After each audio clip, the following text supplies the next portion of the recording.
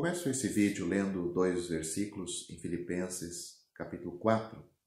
Diz o seguinte: Não estejais inquietos por coisa alguma. Antes as vossas petições sejam em tudo conhecidas diante de Deus pela oração e súplicas, com ação de graças.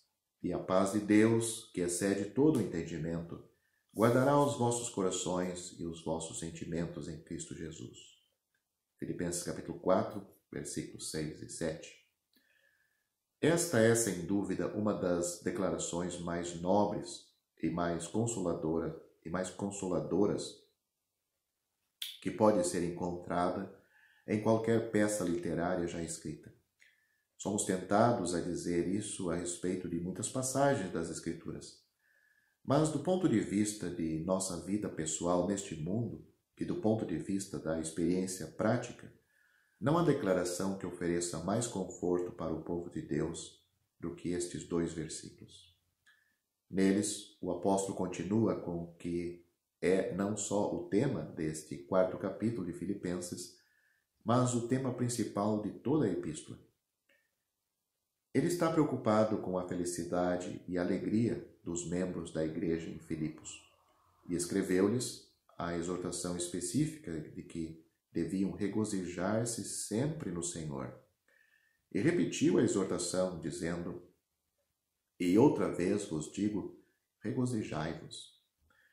Em seu grande desejo de ver essas pessoas experimentalmente e mantendo este constante regozijo no Senhor, o apóstolo considerou várias forças e fatores que tendem a roubar a alegria do cristão, levando-o a um nível inferior de vida cristã. Ele tinha dito: Seja a vossa equidade notória a todos os homens. Perto está o Senhor.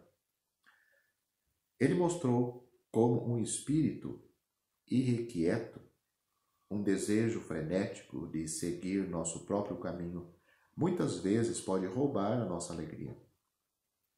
Nesses versículos, Paulo prossegue considerando outro fato que talvez seja mais problemático do que qualquer um dos demais que tendem a roubar nossa alegria no Senhor, e é o que podemos chamar a tirania das circunstâncias, as coisas que nos acontecem.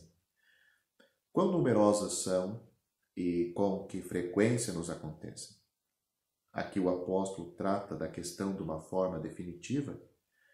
É notável observar com que frequência este assunto é considerado na Bíblia. Temos uma boa base para declarar que todas as epístolas do Novo Testamento abordam este problema e foram designadas a ajudar os cristãos primitivos a vencer a tirania das circunstâncias. Eles viviam num mundo cheio de dificuldades e tinham que sofrer e suportar muitas coisas. E estes homens chamados por Deus escreveram as epístolas para lhes mostrar como vencer essas coisas. É o grande tema do Novo Testamento, mas também é encontrada no Antigo Testamento.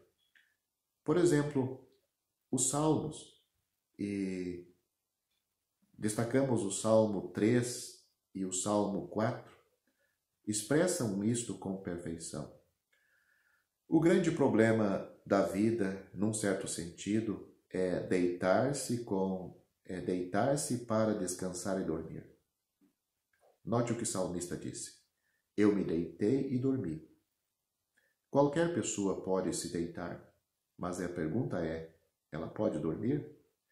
O salmista conta que estava cercado por inimigos, por dificuldades e provações, e o seu poderoso testemunho é que, apesar de tudo isso, ele podia se deitar e dormir e acordar seguro e confiante de manhã, porque confiava no Senhor. Por quê? Porque o Senhor estava com ele, guardando-o.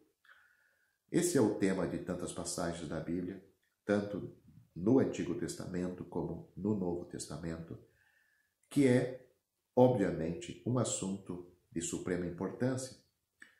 Sinto às vezes que há teste maior da nossa... Sinto que às vezes não há teste maior da nossa fé e da nossa posição cristã.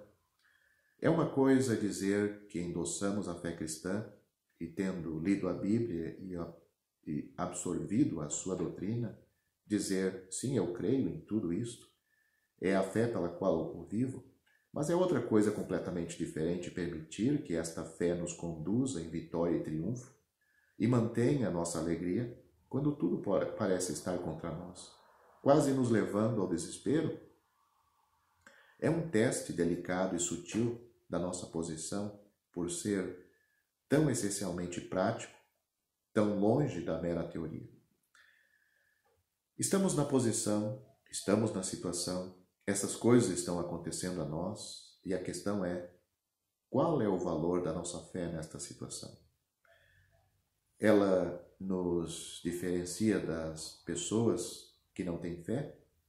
Isso, obviamente, é uma questão de grande importância, não só para a nossa paz e consolo, mas também, essencialmente, numa época como esta, é importante do ponto de vista do nosso testemunho cristão. As pessoas hoje nos dizem que são realistas e práticas. Dizem que não estão interessadas em doutrina, não estão muito interessadas em ouvir o que temos a dizer, mas se elas veem um grupo de pessoas que parecem possuir algo que as capacita a triunfar na vida, elas imediatamente ficarão interessadas. Isso porque sentem-se infelizes, frustradas, inseguras e temerosas. Se, estando nesta situação, elas veem pessoas que parecem ter paz, calma e tranquilidade, então estarão prontas a prestar atenção ao que essas pessoas têm a dizer.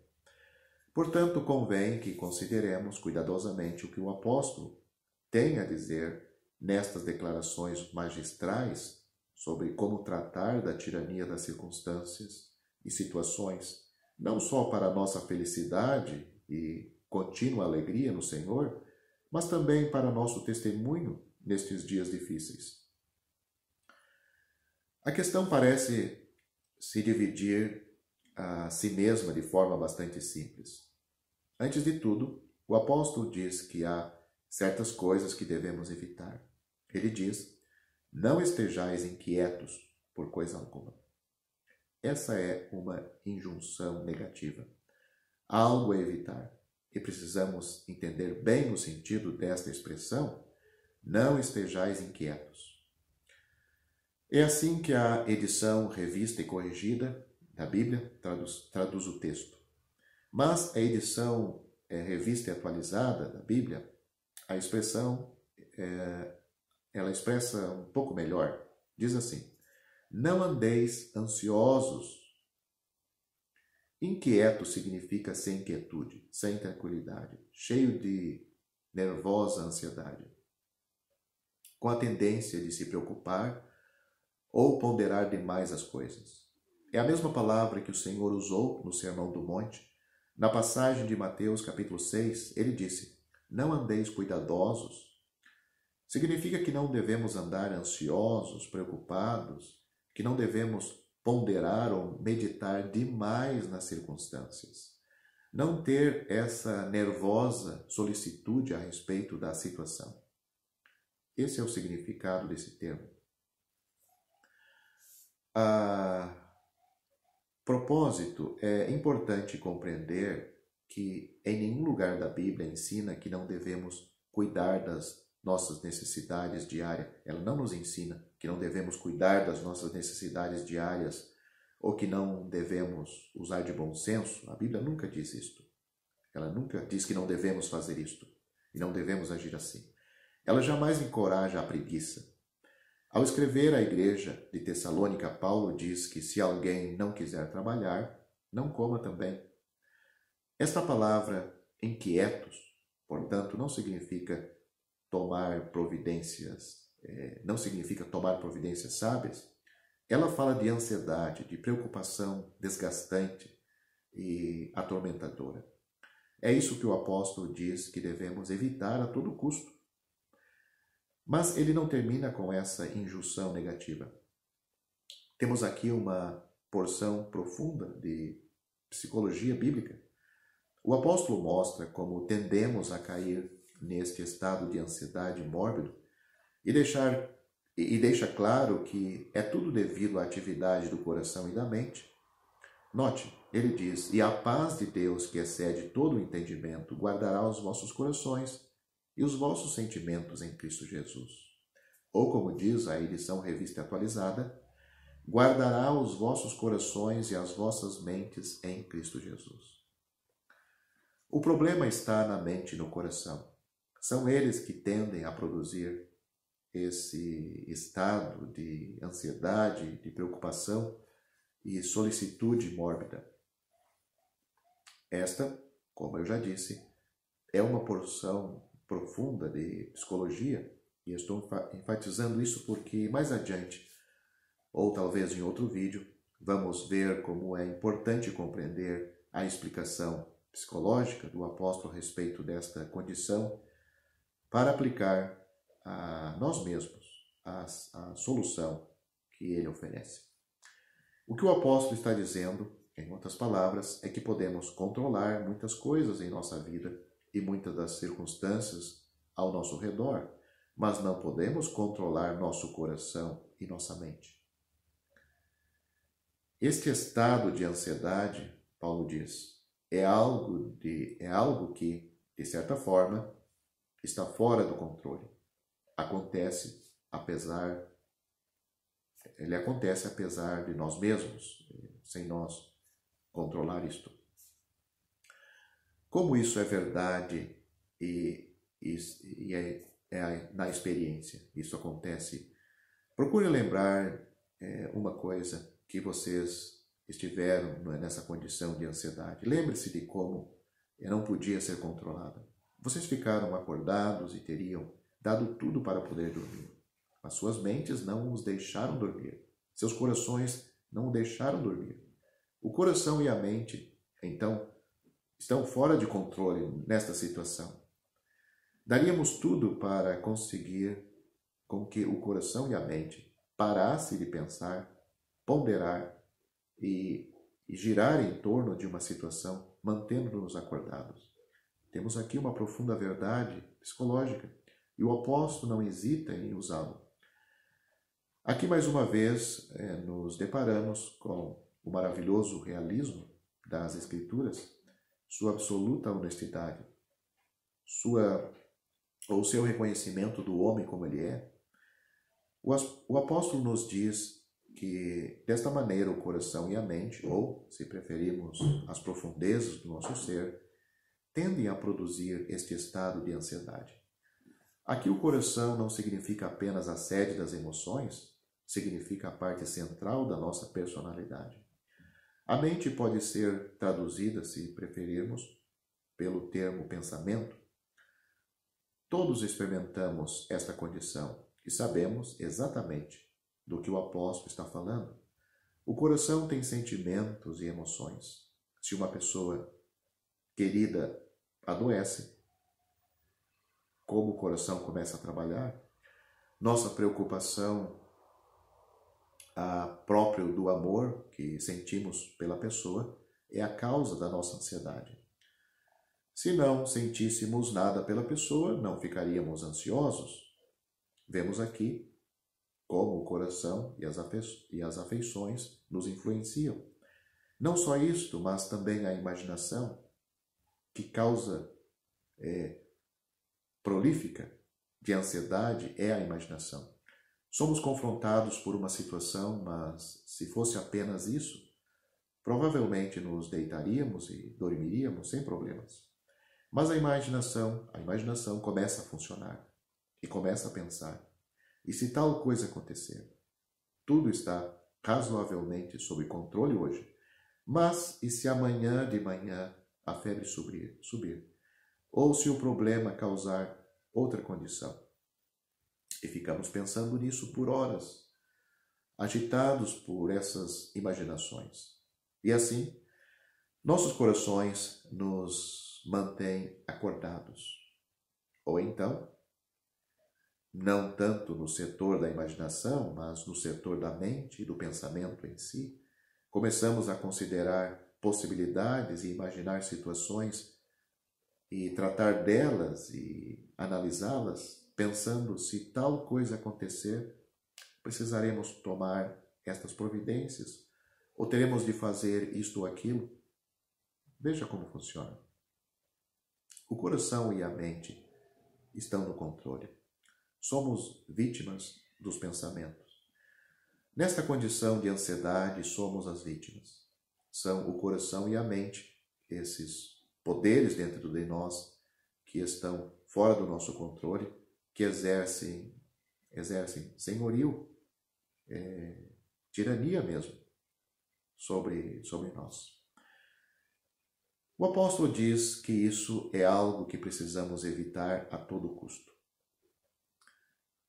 Não preciso me deter muito na razão porque o apóstolo diz isto. Creio que todos temos conhecimento dela por experiência. O que precisamos fazer, talvez o que preciso dizer, o que precisamos fazer para evitar esse tumulto interior? O que o apóstolo nos ensina aqui? É aqui que passamos para o que é peculiar e especificamente cristão. A Bíblia não diz, não se preocupe, isso talvez nunca aconteça. Este é um slogan psicológico popular e as pessoas pensam que é maravilhoso. Por que se preocupar? Talvez nunca venha a acontecer. Mas se alguém me diz isso quando estou nesta situação, minha reação é, sim, mas pode acontecer. Esse é meu problema. Que faço se acontecer? Essa é a essência do meu problema. Então não me ajuda a dizer que talvez nunca venha a acontecer, porque já aconteceu. O que então o apóstolo nos diz para nos ajudar? Ele apresenta a solução na forma de uma injunção positiva. Note o que ele diz.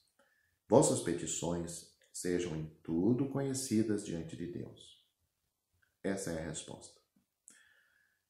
Mas é de importância vital que saibamos precisamente como tratar disto. O apóstolo diz, vossas petições sejam conhecidas diante de Deus. Você ou alguém pode estar dizendo, dizem, mas eu já tentei e já orei e não encontrei a paz que você fala. Não obtive a resposta. Não adianta me dizer para orar. Felizmente, para nós, o apóstolo também entendeu isto e deixou-nos instruções específicas sobre como cumprir sua exortação. Ele diz, não estejais inquietos por coisa alguma. Antes as vossas petições sejam em tudo conhecidas diante de Deus pela oração e súplicas com ação de graças. O apóstolo estaria apenas amontoando palavras aqui ou estaria falando poderosamente? Posso mostrar que ele, na verdade, está falando poderosamente e com sabedoria, ao nos mostrar como tornar nossas petições conhecidas diante de Deus. Como devemos fazer isto? Primeiro ele diz, devemos orar. Ele estabelece uma diferença entre oração, súplica e ação de graças. O que ele quer dizer com oração? Este é o termo mais geral e significa adoração e louvor. Se tem problemas que parecem insolúveis, se estão sujeitos a ficarem ansiosos e preocupados, e alguém lhe diz para orar, não corra a Deus com suas petições. Esse não é o caminho certo. Antes de tornar suas petições conhecidas diante de Deus, orem, louvem e adorem a Deus. Entre na presença de Deus e esqueça os seus problemas por um pouco. Não comece com eles. É só lembrar que estão face a face com Deus. Essa ideia de face a face está imbuída no próprio sentido da palavra oração. Vocês entram na presença de Deus, tomam consciência da sua presença e ponderem na sua presença Esse sempre é o primeiro passo. Mesmo antes de tornar suas petições conhecidas diante de Deus, vocês tomam consciência que estão face a face com Deus, que estão em sua presença e derramem seus corações em adoração. Esse é o começo, mas depois da oração vem a súplica. Agora estamos avançando. Depois de adorar a Deus, porque Ele é Deus, tendo oferecido nossa adoração e louvor de forma geral, passamos agora ao particular. E o apóstolo aqui nos encoraja a apresentar as nossas súplicas. Ele diz que podemos apresentar necessidades específicas a Deus, que a petição é uma parte legítima da oração. Então, trazemos nossa petição, aquelas coisas que estão nos preocupando de forma particular. Estamos agora chegando perto de tornar nossas petições conhecidas a Deus. Mas paramos por um momento. Ainda há uma coisa antes. Paulo diz, pela oração e súplicas, com ação de graças. Esse é um dos termos mais vitais desta lista. E é exatamente neste ponto que tanto se desviam quando estão nesta situação de que o apóstolo está tratando. Creio que não é necessário discorrer sobre o fato que, em conexão com estes passos, o apóstolo não estava simplesmente interessado em fórmulas litúrgicas. Que tragédia que tantas pessoas se interessam pela adoração meramente no sentido litúrgico. O apóstolo não está preocupado com isto. Ele não está interessado em formalidades e cerimônias. Está interessado em adoração, em ação de graças, e ela é absolutamente essencial pela seguinte razão: se ao orar temos qualquer ressentimento contra Deus em nosso coração, não temos o direito de esperar que a sua paz guarde nosso coração e nossa mente. Se caímos de joelhos, sentimos que se caímos de joelho e sentimos que Deus está contra nós, é melhor nos levantarmos. Devemos nos aproximar dele com ação de graças. Não podemos ter qualquer dúvida em nosso coração sobre a bondade de Deus. Não pode haver qualquer indagação ou desconfiança. Devemos ter razões positivas para dar graças a Deus. Com oração e súplica e ação de graças, portanto, tornamos as nossas petições conhecidas diante dele. E ele, Deus, através da sua paz em Cristo, guardará nossos corações e nossas mentes em descanso e paz.